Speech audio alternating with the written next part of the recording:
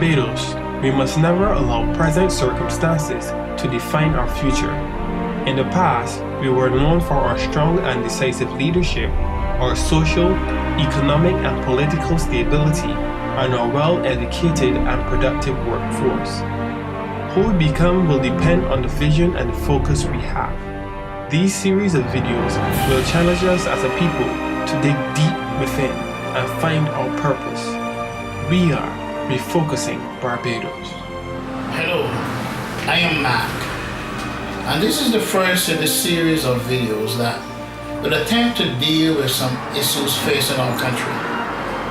Issues like hunger. Yes, hunger. Surprising? It shouldn't be surprising. We're going to look at things like issues like education, the economy, and we will also look at what ought to be our response as a people. How are these issues affecting us? In my introduction, I said hunger.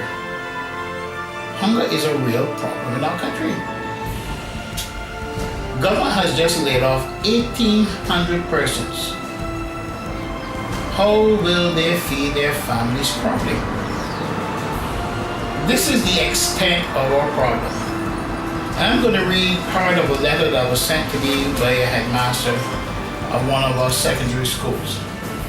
It says, in recent times, the school has recognized that there is a dire need to extend the benevolent program to include the provision of breakfast, as anecdotal evidence indicates that there is an increase in students who are attending school without an adequate breakfast or without breakfast at all.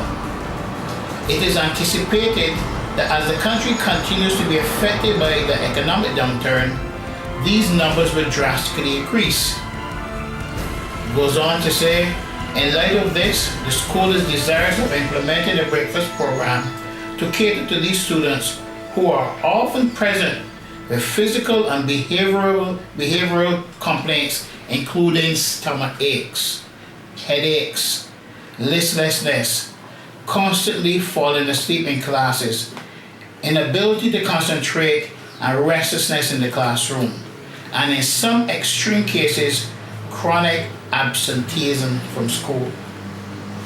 From this letter, it is obvious that it is a real problem for us as a country. How are we going to deal with this?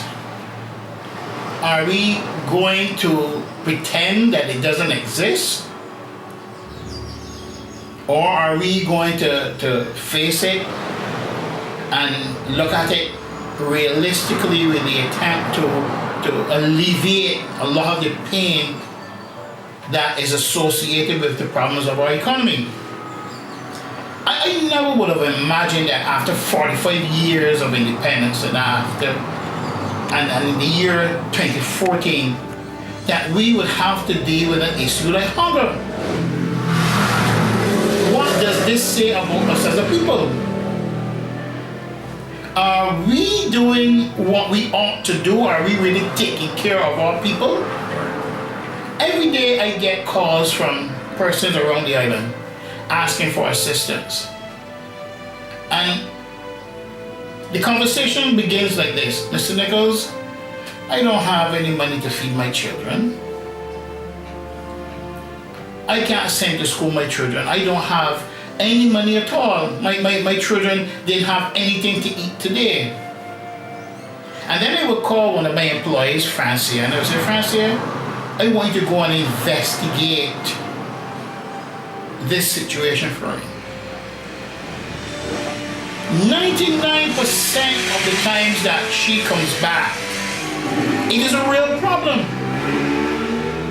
And then I have to say to her, okay, what will our response be to assist in this family? Because I believe in this, and this is my firm belief, that to whom much is given, much is expected. And I always say to my kids, we are not rich, we are not wealthy, we may have more than most, but whatever little we have, we can share it with others. And whenever I pray before I eat, I would always ask God to open His storehouse and provide for those who are not as fortunate as I am to have a meal. because I am aware that there are people out there who are unable to feed themselves and to feed their children. We should not have a country where people are going to sleep hungry every day. And we should not have our students going to school before the breakfast. And if they're not having a breakfast, for sure, they're not going to have lunch. Is this the way we want to be defined as a country that is not taking care of the less fortunate? It says a lot about our character as a nation. And the funny thing about it, if you tune into the call-in programs on radio, you don't hear the conversation about hunger. It's about politics. It's about the politician, whether he's doing a good job or not. It's whether we are satisfied or dissatisfied with what the government is doing or with the opposition. And I haven't heard any of the hosts to these call-in programs, the moderators rather, I haven't heard any of them, right, brought to light the issues that are facing us, particularly hunger. And why is it that we cannot look at this as a problem? Are we thinking, are we saying to ourselves, well, it can't be true? Are we in a position where we are saying it doesn't exist? Yes, it exists. And the more we have a situation in our economy where more people are going home, where more people are out of work, you are going to have more and more families facing the challenge of feeding their children. And we should not have this. And I want to look at this in a very, very serious manner.